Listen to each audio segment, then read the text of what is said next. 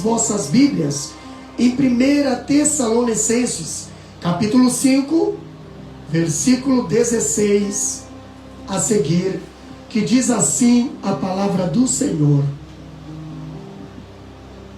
regozijai-vos sempre, orai sem cessar, em tudo dai graças, porque esta é a vontade do Senhor Jesus Cristo.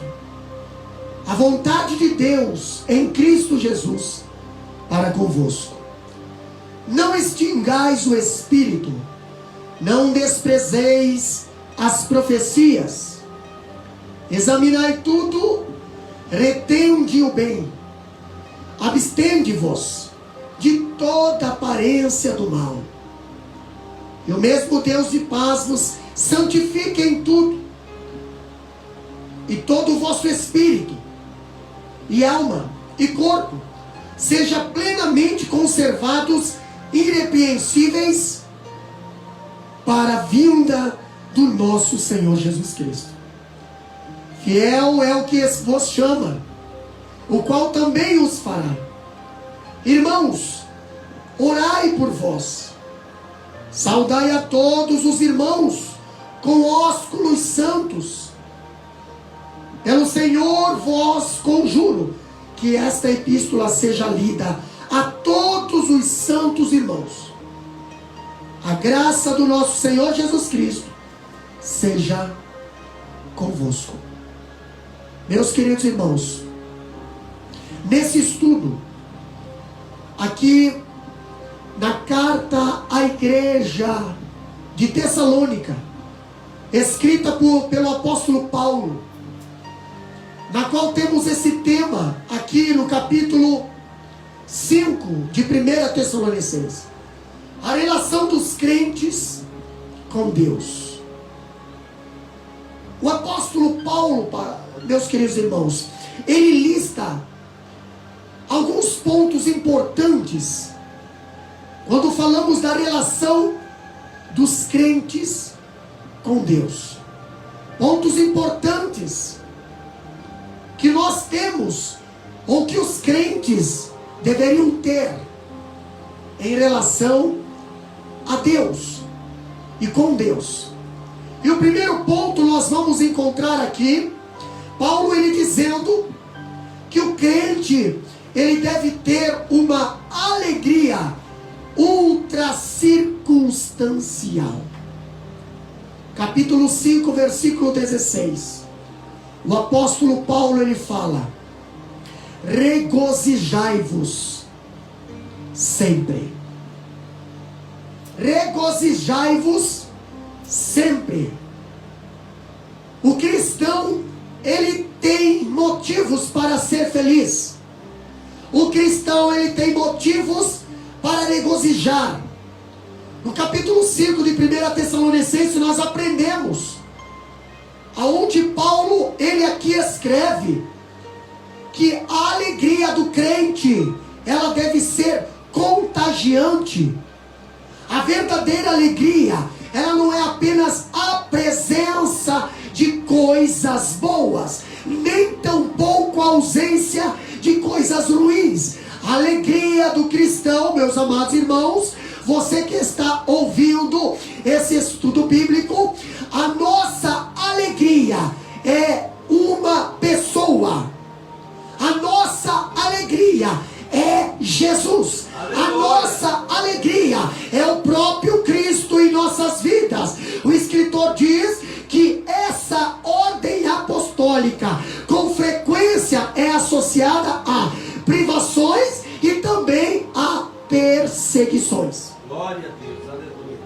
O cristão ele regozija-se a despeito de quê? De aflições e às vezes quase por causa dela. Quando nós vemos a Bíblia dizer lá em 1 Pedro, capítulo 4, versículo 13, a Bíblia diz assim, ó: mas alegrai-vos pelo fato de serdes participantes das aflições de Cristo, para que também na revelação da sua glória, vos regozijais e alegreis. Quando nós aprendemos aqui, o apóstolo Paulo dizendo que a alegria, o crente, a alegria do crente, ela deve ser ultra circunstancial.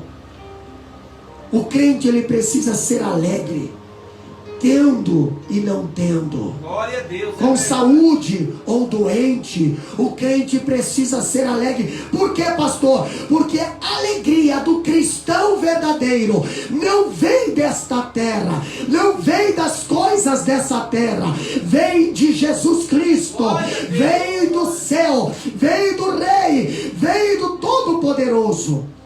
Aleluia. Quando nós aprendemos aqui que o crente deve ter uma alegria ultra circunstancial, Paulo aqui ele descreve algumas verdades. E a primeira verdade, aqui eu quero compartilhar aqui com o evangelista Odair e também com o irmão João. A alegria do crente, a alegria ela é imperativa. Em 1 Tessalonicenses, capítulo 5, versículo 16, ali diz: regozijai-vos sempre. Ser alegre, meus queridos irmãos, é um mandamento, é uma ordem. Nós não temos uma opção de sermos uma pessoa triste. Não. Nós não temos essa opção. Não ser uma pessoa alegre é uma desobediência explícita ao mandamento apostólico. Verdade. Entendeu? Pastor, mas eu estou sofrendo. Mas em 1 Pedro capítulo 4, versículo 13 diz: mas alegrai-vos no fato de serdes participantes das aflições de Glória a Cristo. Deus. Participantes das aflições de Cristo. Alegria é a marca do salvo. A alegria, pastor, ela nos direciona, ela nos mostra que o evangelho que abraçamos é uma boa nova de grande alegria. Quando nós aprendemos aqui o evangelho que nós abraçamos, nós vemos que o reino de Deus que está dentro de nós é a alegria do Espírito Santo. Se temos o Espírito Santo no nosso coração, se temos Jesus no nosso coração, tu pode ter certeza, do lado de fora vai haver guerra, do lado de fora vai haver perseguição, do lado de fora vai ter ataque. Por quê, pastor? Porque o que está do lado de fora é Satanás, é o maligno, é o pecado, e ele vai querer tirar a alegria que Deus colocou no teu coração, atingindo a tua vida, atingindo a tua carne. Mas o que está lá dentro, ele não consegue tocar, a não ser que você permita. Glória a Deus. O fruto do Espírito Santo é alegria, é a ordem de Deus, é alegrai-vos sempre. Evangelista Odair, alegrai-vos sempre. Não é fácil quando essa palavra vem ao nosso encontro dizendo: meus filhos, alegrai-vos sempre, alegrai-vos sempre. Pastor, mas estou passando por luta. Alegrai-vos sempre. Pastor, mas eu estou desempregado. Alegrai-vos sempre. É a palavra do Senhor. Alegria não é uma opção, é um mandamento. Evangelista Odair. Glória a Deus, é verdade, pastor. Quando o apóstolo Paulo menciona aqui no versículo 16 do capítulo 5 de 1 Tessalonicenses, ele diz: regozijai-vos sempre, constantemente, independentemente da situação em que estamos passando. O cristão, como o pastor mencionou aqui muito bem, como o irmão João falou aqui, o cristão convertido realmente, ele sabe qual que é a verdadeira alegria, o verdadeiro prazer, a verdadeira alegria em servir a Deus. Hoje uma pessoa que era do mundo e se converte realmente, ele sabe o que é realmente ser feliz, o que é realmente ter a alegria no coração em servir a Deus. Uma alegria constante, uma alegria que você pode estar sofrendo, mas você está alegre por dentro, porque você sabe que o Jesus que você serve está te ajudando, está te dando suporte, está ali com você naquele momento difícil que você está passando. Você pode estar sendo provado, você pode estar sendo ali muitas das vezes passando por momentos de enfermidades, momentos de situações difíceis, financeira, como foi falado, perda de emprego, por qualquer situação que você está passando. Você pode estar sofrendo, mas você tem uma alegria em saber que tem um céu te esperando. Aleluia. Você tem uma alegria em saber que tem um Jesus que deu a vida na cruz do Calvário para que você herdasse a vida eterna. Você tem a convicção que esse sofrimento é passageiro e logo em breve tudo estará se transformando e nós estaremos constantemente vivendo uma vida de prazer na presença do Senhor. Amém? Outra coisa que nós aprendemos aqui, além de alegrai-vos sempre, nós vemos também Paulo aqui nos ensinando que a alegria, meus queridos irmãos, ela é independente das circunstâncias. Entendeu? A alegria, ela é independente das circunstâncias. O que Paulo está querendo ensinar aqui? Já que o crente não é poupado das circunstâncias da vida, e uma vez que a ordem é para ele regozijar-se sempre, nós podemos deduzir, queridos irmãos, que a alegria do crente, ela é ultra circunstancial. Entendeu? Ela é ultra circunstancial. O que quer dizer isso? Quer dizer uma coisa: se está doente, você precisa continuar sendo alegre no Senhor. Se está em crise, você continua sendo alegre no Senhor. Pastor, o que Paulo nos ensina? Ou seja, a nossa alegria, ela não vem desta terra, ela vem de Jesus. Aleluia. Entendeu? A nossa alegria não é atingida pelas circunstâncias dessa terra, se é que nós temos a alegria de Deus.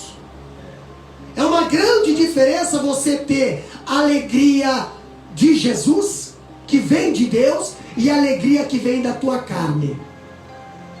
A alegria que vem da tua carne, qualquer coisinha te anima, mas qualquer coisinha te desanima. Mas a alegria que vem de Deus, quando tu tem Deus no teu coração, mesmo as coisas da terra vindo para te entristecer, você vai falar que nem Jó, você vai olhar para o céu e vai adorar a Deus. Por quê? Porque você sabe que o teu Redentor vive. Glória, aleluia. glória. Estar alegre quando tudo está bem é fácil. Até um ateu consegue ser alegre. Agora, pastor, experimentar uma alegria constante, e apesar das circunstâncias, é só um cristão.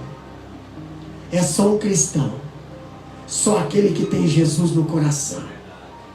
Quando nós aprendemos aqui, o crente, ele deve manter o espírito contínuo de oração. Lá no capítulo 5 de 1 Tessalonicenses, versículo 17, o irmão João estará lendo para nós. É um versículo bem pequenininho, mas ali diz duas palavras bem interessantes. Olha só o que diz aqui a palavra do Senhor em 1 Tessalonicenses, capítulo 5, versículo 17. A palavra do Senhor diz: orai constantemente. Então aqui a palavra nos diz, é o que o pastor acabou de falar, mesmo na dor, mesmo na hora do sofrimento, a nossa alegria tem que estar no Senhor, e a nossa salvação é orai constantemente. Orai constantemente. O que ele está querendo dizer aqui? Orai sem cessar. Pastor, orar sem cessar? O que Paulo está querendo ensinar aqui? Orar sem cessar não significa estar sempre ali sussurrando orações. Não significa você estar ali com algo na mão, ali toda hora, ali. Não, pastor. O que significa orar sem cessar? Esse termo traduzido por orar sem cessar não significa fazer continuamente, mas sim voltar a fazer constantemente. Tem muitas pessoas que viram a noite orando. Tem muitas pessoas que passam horas em oração, mas não oram constantemente. Depois demora lá 2, 3 semanas para voltar a fazer a mesma coisa. O Paulo não está ensinando isso. Paulo está dizendo: orai sem cessar. Ou quer dizer o quê? Orai continuamente. Ou quer dizer o quê? Continuamente volta a fazer orações. Aleluia. Devemos manter conexões permanentemente ativas com Deus. Paulo está querendo dizer que para você voltar a orar, você não pode ter nada que lhe impede, não pode ter nenhum ambiente que lhe impede, nenhuma circunstância pode lhe impedir. Quando Paulo está lhe ensinando que nós devemos manter conexões permanentemente ativas com Deus, de modo que a nossa oração faça parte de uma longa conversa sem interrupções. No caso, eu começar a conversar aqui com o irmão João. Entramos num assunto aqui com o irmão João. Daqui a pouco eu saio, vou lá, volto, vou lá fazer uma coisa, vou lá, mas daqui a pouco eu volto e o irmão João continuando naquele assunto. Daqui a pouco eu vou fazer outra coisa, mas eu me lembro que o irmão João está ali, eu volto ali, converso, continuo conversando aquele assunto. Isso quer dizer sem cessar. Orar sem cessar não quer dizer você entrar numa conversa agora e demorar 1 ano, ou 2 meses, ou 1 semana para voltar a conversar com ele. Não, orar sem cessar é você estar continuamente em acesso com o teu Deus, em acesso com aquele Pai Celestial, pastor. O escritor, ele dá a ideia mais clara quando afirma que a palavra grega, ela foi usada para descrever o ininterrupto pagamento de certas taxas necessárias. O serviço aqui, o serviço descreve, aqui, ou o ministério contínuo de um oficial, ou quer dizer também uma tosse contínua, interrupta, ou um ataque militar repentino, ou as contínuas falhas de um esforço militar, a produção regular e constante de frutos. Isso quer dizer sem cessar. Os crentes, eles devem viver de tal comunhão com Deus que a oração, quer pastor, falada, quer silenciosa, sempre será fácil, natural para ele. Não vai ser constrangedor. Você vai estar no trabalho, não vai ser constrangedor de você conversar com Deus. Você vai estar ali na tua casa, na mesa com a tua família, não vai ser constrangedor de você conversar com Deus. Você está viajando, não vai ser constrangedor você conversar com Deus. Por quê, pastor? Porque você tem a tua oração sem cessar, continuamente. Os cristãos, pastor, não está confinado em alguns horários fixos de oração, não, mas pode orar em qualquer lugar, em qualquer tempo, em todos os lugares, em toda hora. Orai sem cessar. Aleluia. Quando nós vemos a palavra do Senhor dizendo aqui, nós aprendemos que o salvo é alguém que aspira a Deus, mais do que pelas bênçãos de Deus. Hoje nós vemos cristãos pela face da terra. Hoje nós vemos templos, hoje nós vemos igrejas mais cheias de pessoas que aspiram pelo que Deus dá do que pelo que Deus é. Mas o cristão verdadeiro, ele se deleita em ter comunhão com o Pai. ele tem fome de Deus e não das coisas que Deus dá. As coisas que Deus dá, irmão João, são consequências do teu relacionamento com o Pai. Se o filho tem a proximidade com o Pai, se o filho tem ali intimidade com o Pai, ele vai ganhar as coisas do Pai. Se o filho não tem proximidade do Pai, ele nem vai saber como é a voz, como o Pai fala, como o Pai trata, qual é a doutrina do Pai, como o Pai quer que anda. Por quê? Por falta de relacionamento com o Pai. Outra coisa que Paulo nos ensina aqui é que o crente deve dar graças a Deus em todas as circunstâncias. 1 Tessalonicenses capítulo 5, versículo 18. Irmão João, o que diz ali? O versículo 18, presta bem atenção nessa passagem.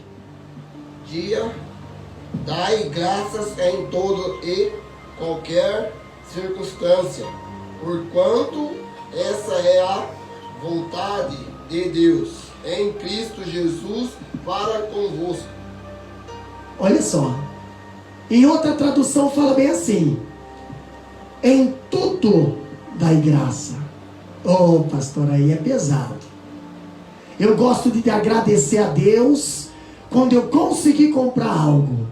Eu gosto de agradecer a Deus quando saiu aquele benefício. Eu gosto de agradecer a Deus quando eu consigo ter algo de marca. Eu gosto de agradecer a Deus quando eu tenho posses, quando meu nome é citado, quando eu sou reconhecido. Mas Jesus fala aqui através da boca do apóstolo Paulo, no capítulo 5, versículo 18, lido aqui pelo irmão João de Tessalonicenses: em tudo,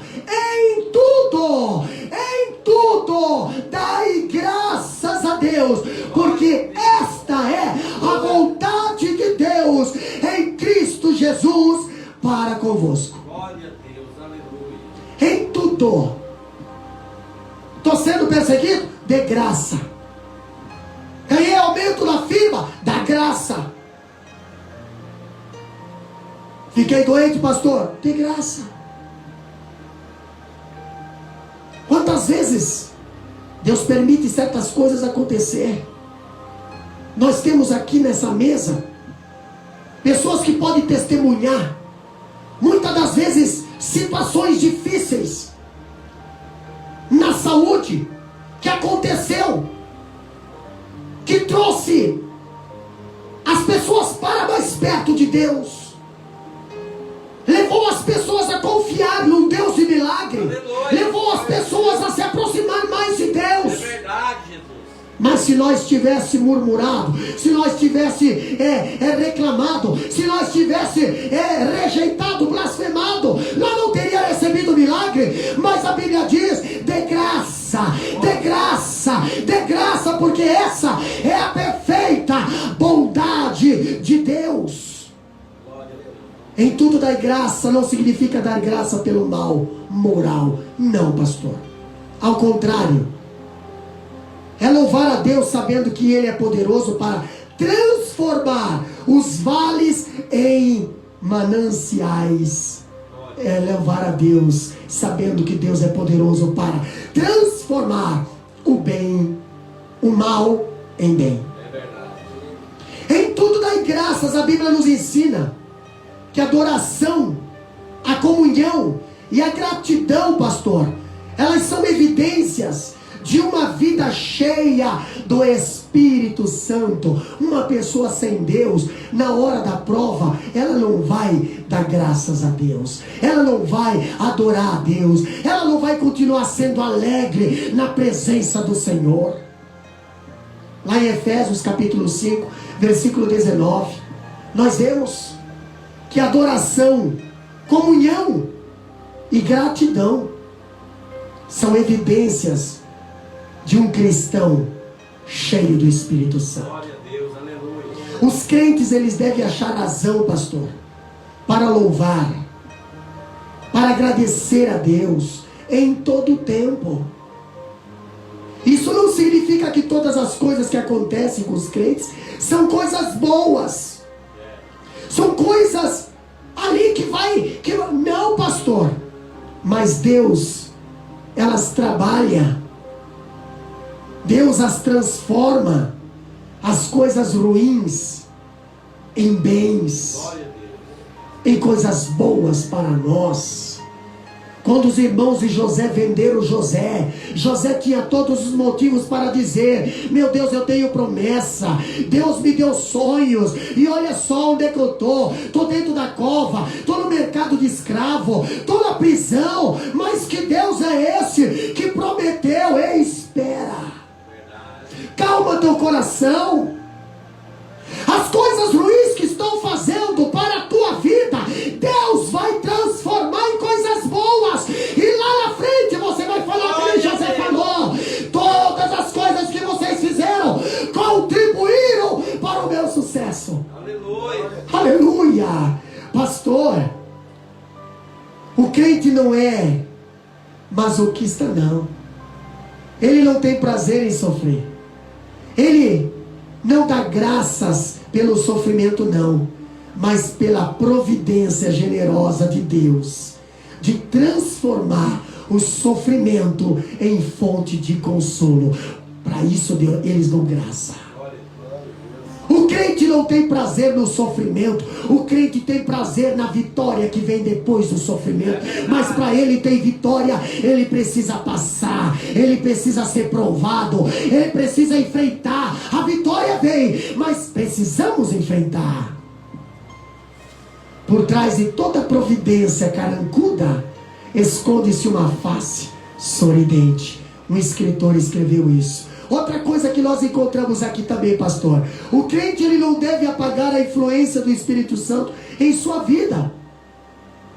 O uso da palavra aqui, apagar, do capítulo 5, versículo 19, que diz bem assim, ó: não extingais o Espírito, não apague o Espírito. Mas pastor, alguém tem autoridade e poder para dizer para o Espírito, não faz? Entendeu? Quem somos nós e quem é o Espírito Santo? Mas não é isso que a Bíblia está dizendo. Entendeu? Essa palavra apagar aqui traz a figura do fogo como símbolo do Espírito Santo. E está lá em Mateus capítulo 11, 3 e 11, quando o João Batista fala: mas vem alguém após mim, e ele vos batizará com o Espírito Santo e com fogo. Lucas 3 e 16 também diz, e Atos 2 e 3 diz: e veio como um vento veemente e impetuoso, e encheu toda a casa, e foi distribuídas línguas como de fogo, pastor. Romanos 12, 1, 2 Timóteo 1 e 6, todas essas referências fala de fogo. O fogo fala de pureza, o fogo fala de poder, o fogo fala de luz, o fogo fala de calor, como símbolo do Espírito Santo. O fogo ilumina, o fogo aquece, o fogo purifica, o fogo alastra, pastor. Quando nós temos uma pessoa cheia do Espírito Santo, ela contagia, ela alastra, ela purifica, ela ilumina, pastor, apagando o fogo quando removemos o combustível. Que combustível é esse? A oração. Como é que nós apagamos o fogo, pastor? Jogando terra ou tirando o oxigênio. Pastor, essa terra jaz no maligno. Nós temos que sair do homem carnal, terra, e viver o homem espiritual, Deus. Quando nós deixamos Deus de lado, nós deixamos a terra, a carne falar mais alto, nós jogamos terra em cima do fogo, e o fogo se apaga, pastor. O fogo precisa ser mantido aceso no altar, no coração e nossas vidas. Nós apagando o fogo quando acendemos ao pecado, ou quando deixamos de orar e obedecer a palavra de Deus. Não é que nós apagamos, nós deixamos de alimentar essa lamparina com azeite. E sem óleo, o fogo se apaga. Evangelista Odair, sem óleo, o fogo se apaga. É verdade, pastor. O senhor tocou agora num assunto muito interessante, que nós que estudamos a palavra do Senhor, Sabemos que no tabernáculo ali tinha o candelabro. E o candelabro, a palavra do Senhor diz que o fogo ele tinha que arder continuamente. Ele não poderia se apagar. Então tinha ali uma pessoa responsável para abastecer o candelabro com azeite para que aquele fogo não se apagasse. Hoje o tabernáculo é a minha vida, o tabernáculo é a sua vida. Nós somos templo do Espírito Santo. A palavra do Senhor diz que nós somos o templo do Espírito Santo e eu e você somos responsáveis pelo nosso templo. Então, cada dia que você deixa de abastecer o seu templo, o seu candelabro, o nível de azeite vai abaixando.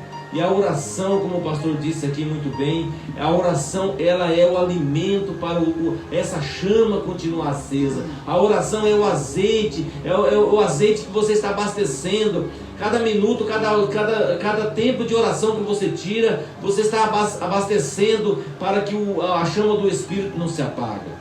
Mantenha esse fogo aceso, não deixe esse fogo apagar, não deixe esse fogo se diminuindo até se apagar.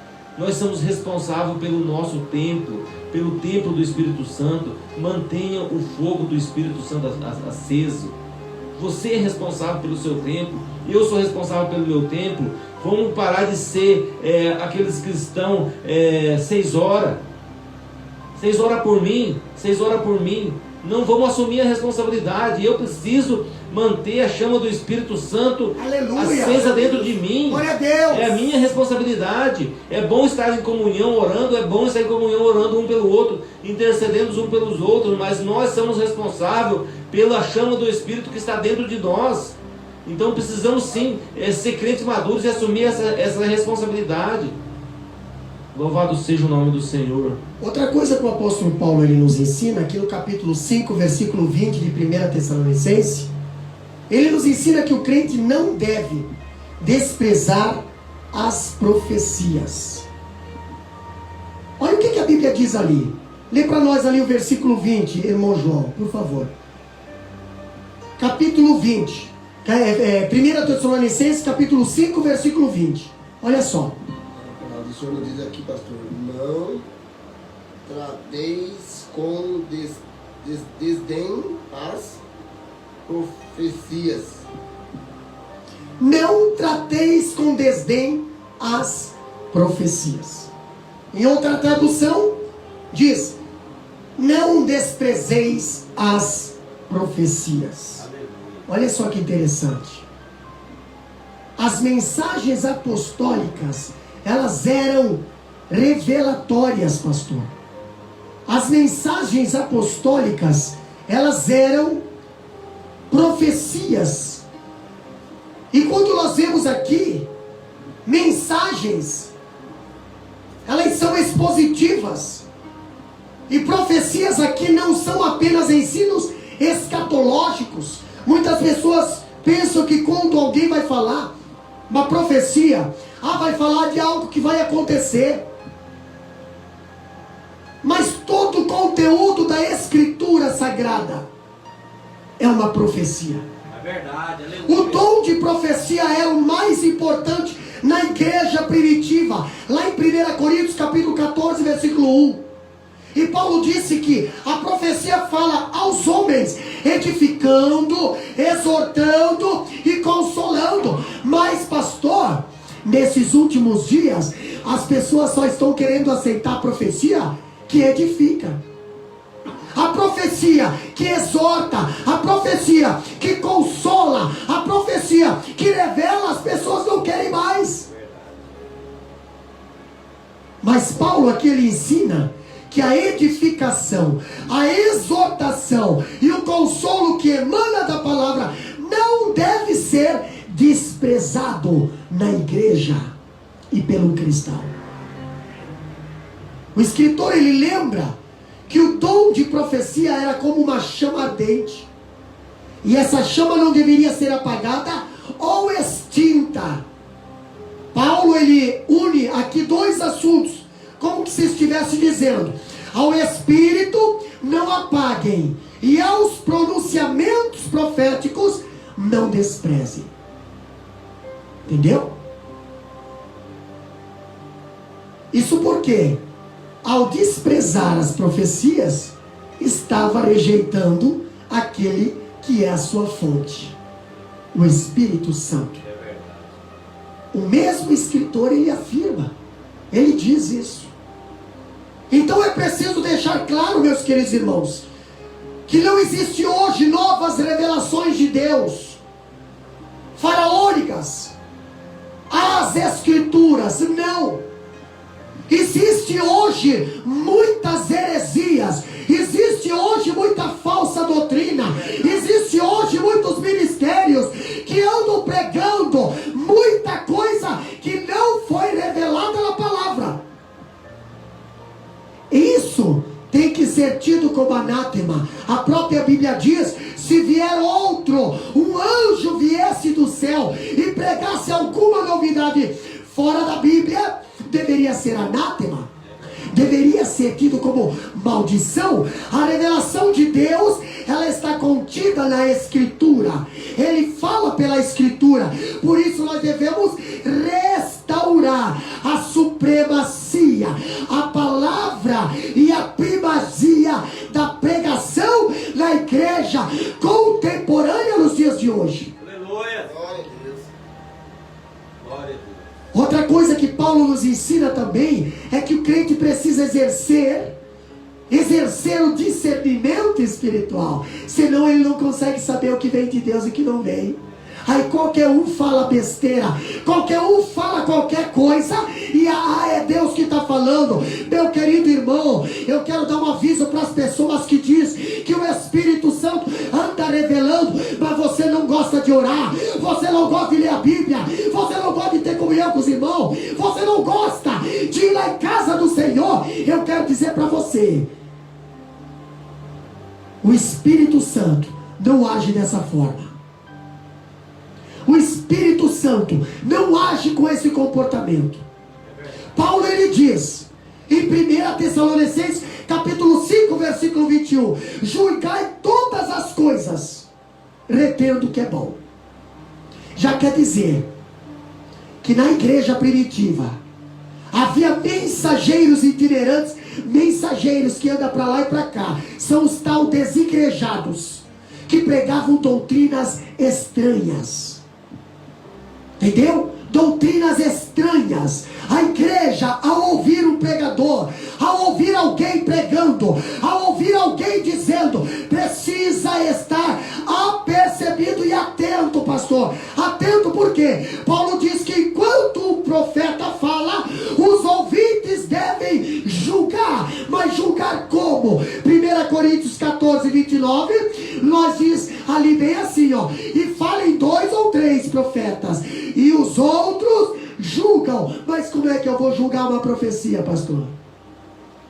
Com a profecia. Entendeu? Como é que eu vou julgar a profecia? Com a profecia. Então o profeta, ele se é profeta de Deus, o pregador, se ele é homem de Deus, ele vai pregar a profecia que Deus deu, a única profecia. E se sair fora da profecia, é falso profeta. É verdade. Aleluia. Então é isso que Paulo está ensinando à igreja de Tessalonicenses. Entendeu? Na igreja de Coríntio, algumas pessoas em estado de êxtase chegavam a profetizar e blasfemar.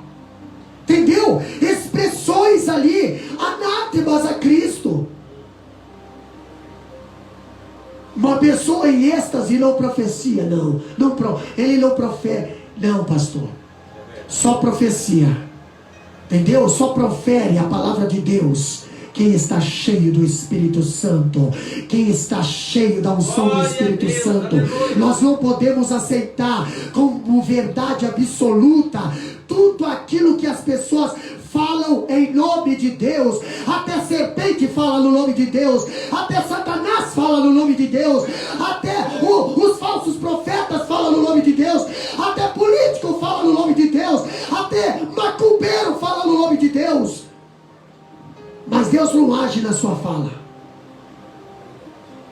O crente não pode ser menino no juízo. Paulo está dizendo isso. Ele precisa ser maduro e exercer pleno discernimento, como os crentes bereanos, pastor, que consultavam sempre a Escritura para conferir o que os pregadores estavam dizendo. Atos capítulo 17, versículo 11, nos dá essa base. É verdade. O crente, ele tem a luz da verdade em sua mente. Ele não é uma pessoa de mente estreita, não. Ele tem a mente aberta. Por quê? Porque ele tem a mente de Cristo. Ele tem discernimento. Ele tem capacidade para avaliar e julgar, pastor. Como? Através da palavra. Entendeu? Ele sabe distinguir entre o precioso e o vil. Jeremias capítulo 15, versículo 19 nos dá essa base. E o crivo do julgamento é a palavra de Deus. O crivo do julgamento é a palavra de Deus. Quando falta a igreja, o conhecimento, a igreja é destruída. Nós vemos muitas igrejas hoje se preocupando com luzes, se preocupando com músicas, se preocupando com festas, com retiro, mas com palavra eles não se preocupam mais. Com ensino eles não se preocupam mais. Com a sã doutrina, bons costumes, eles não se preocupam mais. E a igreja está se transformando no quê? Num salão. A igreja está se transformando no quê? Numa meretriz. Mas a igreja de Cristo não. Quando os crentes não examinam as Escrituras, nem julgam as profecias, heresias perniciosas crescem no meio do rebanho. Oséias capítulo 4, versículo 12 diz bem que quando falta à igreja conhecimento, o povo se corrompe. Evangelista Odair. Exatamente, pastor, o que o senhor está falando aí. Quando falta o conhecimento, a igreja se corrompe, Oséias disse. E também tem outro versículo que eu não me recordo onde está escrito, mas que diz exatamente assim: o meu povo erra por falta de conhecimento. Por que o povo de Deus, que se diz povo de Deus, as igrejas hoje estão adentrando tanta heresia, enganando, e os falsos profetas têm crescido, os falsos profetas têm se destacado, enganando, pregando heresias, e o povo está gritando? Por quê? Porque não querem conhecer a palavra do Senhor, porque não querem estudar a palavra do Senhor, porque não querem aprofundar nas Escrituras. Como o pastor falou aqui, nós devemos julgar a profecia usando a profecia. Devemos julgar o que está sendo pregado usando a palavra do Senhor. Se você é um cristão que lê a palavra do Senhor, se você é um crente que tem costume e hábito de estudar a Bíblia, de ler a palavra do Senhor, você pode ter certeza, quando alguém se levantar com uma heresia, você vai saber que não está escrito na palavra do Senhor. E você tem todo o direito de julgar e refutar, porque não está na palavra do Senhor. Então precisamos aprender a palavra do Senhor para poder adquirir discernimento, para poder nós não sermos enganados. O povo de Deus precisa aprender a buscar discernimento, estudando a palavra do Senhor, se aprofundando na palavra do Senhor, para desmascarar os falsos profetas que têm crescido. Irmão Daí, irmão João, Paulo ele nos ensina que o crente deve fugir de toda forma do mal. O crente ele deve fugir de toda a forma do mal. O que quer dizer isso, pastor? Se você sabe que isso vai te levar a pecar, que isso vai te levar para afastar de Deus, ou a escandalizar um dos teus irmãos, não faça.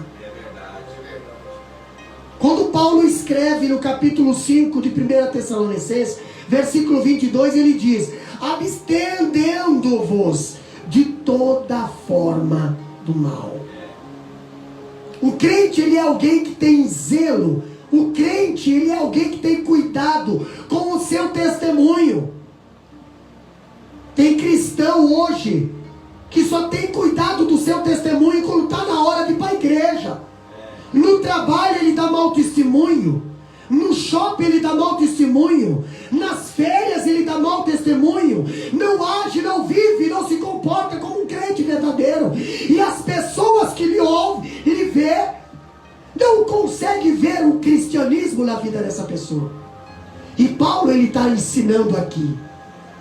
Entendeu? Paulo ele não se imiscui com coisas duvidosas, com esquemas de corrupção, com leviandades perniciosas. Não.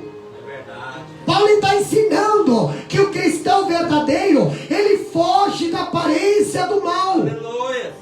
Se tem algo duvidoso ali, nem te envolve. Pastor, mas vai me beneficiar, vai me ajudar. Se eu fazer aqui dessa forma, eu vou ter lucro. Cuidado. Quando Paulo está ensinando que o crente não anda por veredas sinuosas, nem se aliança com aqueles que vivem desordenadamente. Pastor, mas quem está fazendo é o meu amigo. Mas você é sócio dele. E você concorda com o que ele está fazendo. Então você é cúmplice desse erro. Quando Paulo fala que abster-se de fazer uma coisa má, aqui o verbo quer dizer o quê? Como o capítulo 4, versículo 3, mais do que manter-se longe. Ou não ter nada a ver com. Entendeu? É isso que o verbo está dizendo, como está falando abster-se de toda aparência do mal. Tem gente que fala, eu não tenho nada a ver com isso, mas está envolvido, só não quer assumir. Entendeu? Agora Paulo está chamando a atenção da igreja de Tessalonicenses. Paulo está dizendo, abstenha-se, abstendendo-vos de toda aparência do mal. E Paulo levando para esse lado, aqui Paulo também ele chama a atenção da relação da liderança, a liderança da igreja com os crentes. E nós destacamos aqui 5 pontos importantes acerca dessa liderança. Primeiro, o líder espiritual, ele deve orar pelos crentes. Quando Paulo está ensinando aqui no capítulo 5, versículo 23 a 25, Paulo ele insere o corpo principal da carta como a expressão de uma oração em prol dos seus leitores. Lá no versículo 23, o evangelista Odair vai ler para nós. Olha como é que Paulo ele insere essa carta de 1 Tessalonicenses. Olha só como é que é o encerramento dessa carta. E o mesmo Deus de paz vos santifique em tudo, e todo o vosso espírito e alma e corpo sejam plenamente conservados, irrepreensíveis, para a vinda de nosso Senhor Jesus Cristo. Nós estamos quase no finalzinho desse livro de 1 Tessalonicenses, capítulo 5. Falta 5 versículos para nós encerrarmos essa carta, essa primeira carta. E Paulo faz o quê? Paulo está encerrando essa carta, orando pelos irmãos da igreja de Tessalonicenses. E o pedido de Paulo é por santidade. Entendeu? Paulo faz um pedido aqui no versículo 23. E o mesmo Deus de paz vos santifique. Entendeu? O líder espiritual deve orar pelos seus cristãos, pelos seus crentes, por pedindo santificação e não liberdade, libertinagem. Ele não pede prosperidade, ele não pede saúde, mas pede santidade. Deus santifica a igreja, santifica as famílias, santifica os casamentos, santifica os ministérios. Paulo está fazendo essa oração pelos crentes. A referência aqui que Paulo está pedindo para a santificação, como muitas pessoas hoje andam por aí pregando, que Deus só quer a alma. Paulo está pedindo santificação para o espírito, santificação para a alma e santificação para o corpo. Aqui, pastor, essa referência, espírito, alma e corpo, tenha sucinto em muitos debates, pastor. Por quê? Visto ser o único lugar do Novo Testamento que parece haver uma descrição tripartite da natureza humana. E muitas pessoas, irmão João, diz assim: ah, mas Deus não se importa com o que eu visto, Deus não se importa com o meu corpo, Deus não se importa com a minha carne, Deus só quer o espírito, a alma. E Paulo está dizendo: e o vosso Deus, e o meu Deus, o mesmo Deus de paz, vos santifiquem tudo. Tudo, meus queridos irmãos, a Bíblia está dizendo tudo, vosso espírito, alma e corpo. Aleluia. Glória a Deus. Glória a Deus. Espírito, alma e corpo. Outra coisa que nós aprendemos, Paulo aqui ensinando, é que o líder espiritual, ele deve pedir as orações dos crentes. Tem gente que acha que é só o pastor que deve orar, que é só os obreiros que devem orar, que é só os líderes do ciclo de oração que devem orar. Irmãos, os líderes oram pelos liderados, e os liderados oram pela liderança. Quando eu vejo Moisés subindo o monte, eu vejo Arão e Ur subindo para interceder, ajudar a segurar o braço do líder. Hoje não, pastor. Hoje as pessoas só querem: ora por mim, ora por mim, ora por mim, ora por mim. Quem é que passa a noite orando? Quem é que paga o preço jejuando? Pois é, você também precisa fazer isso. É verdade. Entendeu? Paulo não foi um teólogo ali de carteirinha, um teólogo ali de nome e renome, não. Paulo foi o maior teólogo, o maior missionário, o maior evangelista, o maior apologeta, o defensor, o maior plantador de igreja, da igreja primitiva, pastor. Mas o seu vasto conhecimento não fez dele um homem autossuficiente. Não. Ele pedia, versículo 25, ele diz bem assim: irmãos, orai por nós. Quem foi Paulo, pastor? Paulo foi um grande apóstolo, um grande plantador de igreja, um doutor em teologia da lei, mas um dependente de Deus e das intercessões. Quando eu vejo o apóstolo Paulo, eu vejo que ele tinha uma sólida teologia da oração. E ele orava. E não só orava, mas ele pedia oração a seu favor.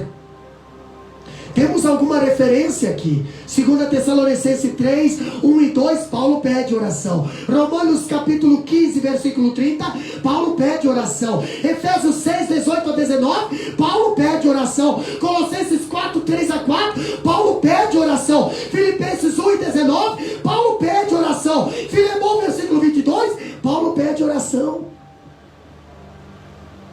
Por que, pastor? Porque Paulo acreditava que Deus age por meio das orações do seu povo.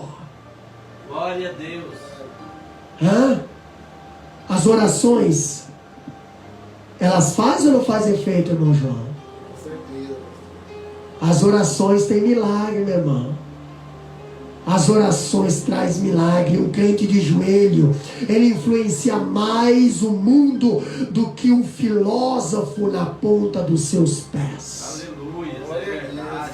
Não há limitação, pastor, nem fronteiras para a oração. Nós estamos aqui na Austrália, mas a nossa oração, ela alcança o Brasil, ela alcança a Índia, ela alcança a Bahia, ela alcança o Egito, ela alcança o hospital, ela alcança o presídio. Aonde tiver alguém, ela vai alcançar. Aleluia. Glória a Deus. Aqueles que pessoalmente não podem sair para a missão, elas podem compartilhar a obra ao orar pelos que estão na missão. É verdade. Outra coisa que nós aprendemos aqui, já estamos encerrando. O líder espiritual deve estimular a comunhão fraternal. Versículo 26, irmão Daí. O que diz ali?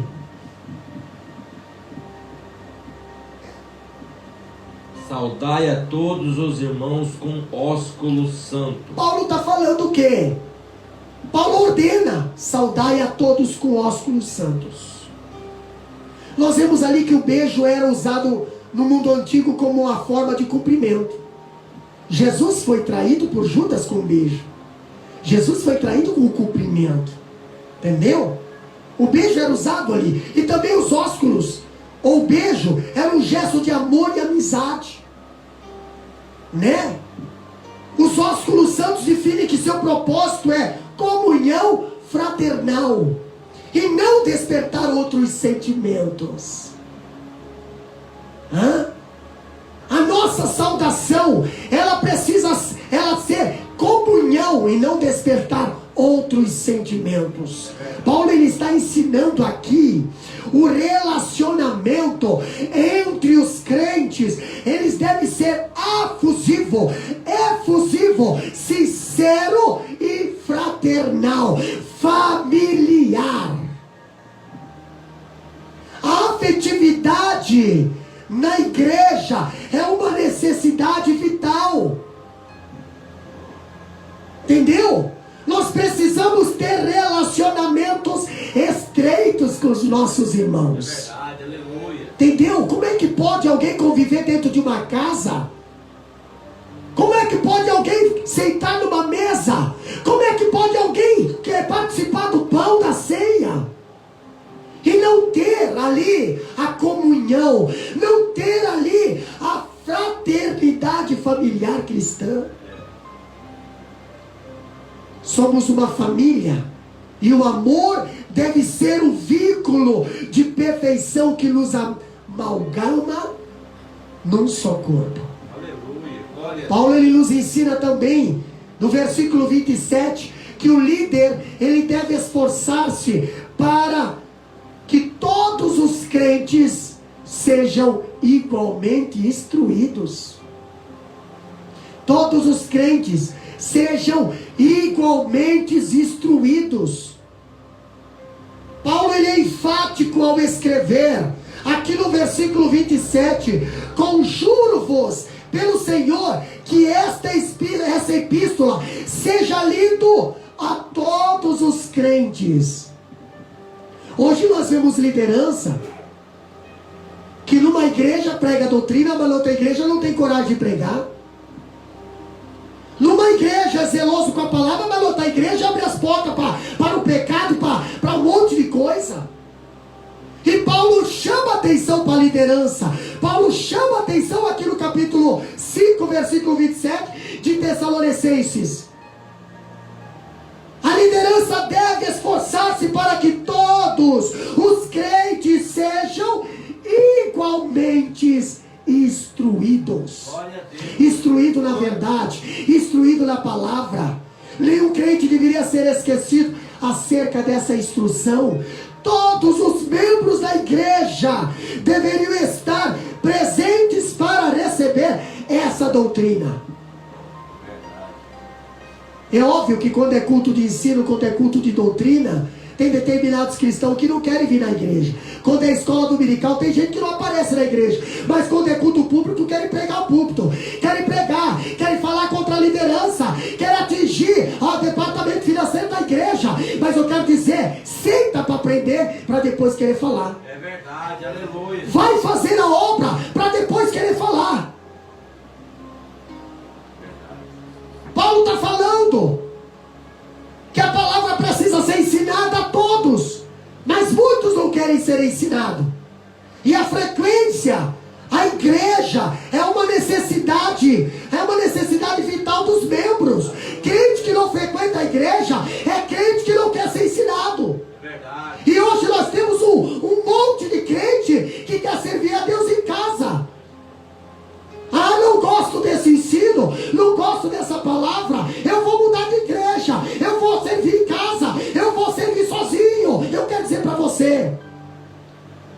Você é um desigrejado. Entendeu? Porque a ovelha que não recebe alimento no aprisco vai comer bolotas lá fora, como o filho pródigo fez.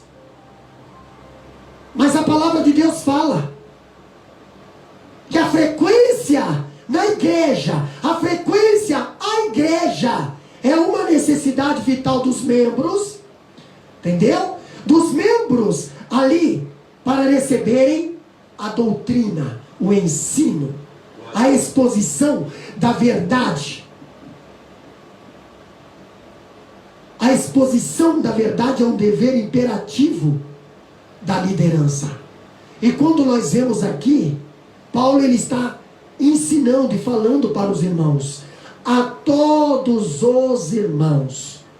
Ele indica aqui que ele está falando de uma reunião com todos os membros da igreja, com todas as ovelhas do aprisco, com todas elas, sem deixar nenhuma de fora. Simplesmente toma por certo que todos os membros da igreja realmente se reúnem regularmente, ao passo que muitos cristãos modernos hoje são algo menos que regulares na sua frequência à igreja.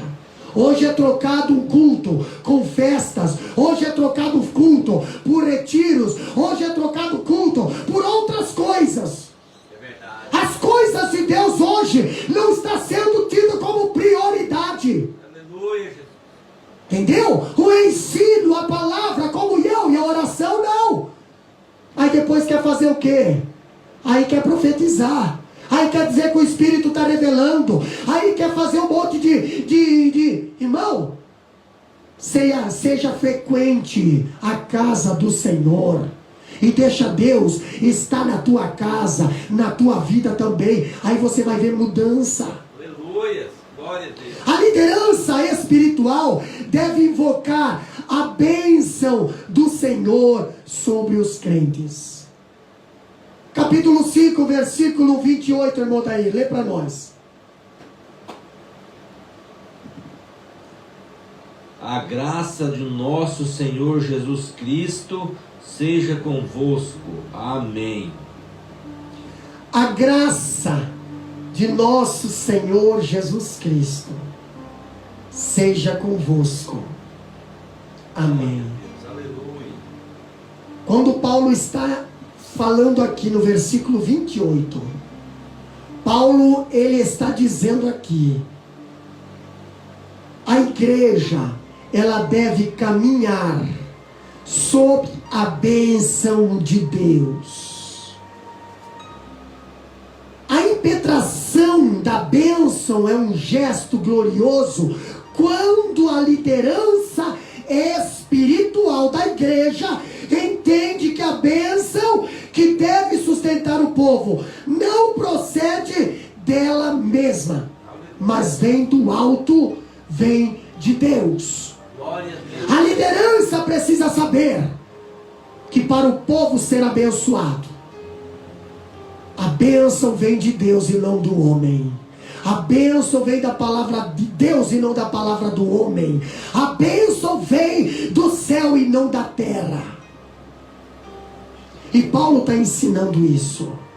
Paulo está mostrando aos crentes aqui da igreja de Tessalonicense. Paulo está ensinando os líderes da igreja que a igreja precisa caminhar sob bênção. Hoje nós vemos muita liderança de igreja botando pressão, desejando maldição, entendeu? Tem outros que ameaçam até ali palavras de maldição. Eu quero dizer para você o que a Bíblia nos ensina para os líderes, para a igreja, para todos que têm um trabalho diante de Deus e diante do povo. O teu trabalho é abençoar e ensinar. O teu trabalho é abençoar, ensinar, orar. E depois, pastor, o resto deixa com Deus. O resto deixa Deus agir. Deixa Deus no controle. Deixa Deus entrar com a providência. Não faça algo que você não está apto para fazer. E assim nós encerramos hoje esse estudo de 1 Tessalonicenses. Aqui, as relações dos crentes com Deus. E quando falamos dos crentes com Deus, estamos falando dos membros e estamos falando a liderança. Estamos falando a diretoria e estamos falando também os liderados. Estamos falando pastores, mas também estamos falando ovelha. Estamos falando todos. A relação de todos com Deus. E se você tem uma relação boa com Deus, você vai ter uma relação boa com o teu irmão.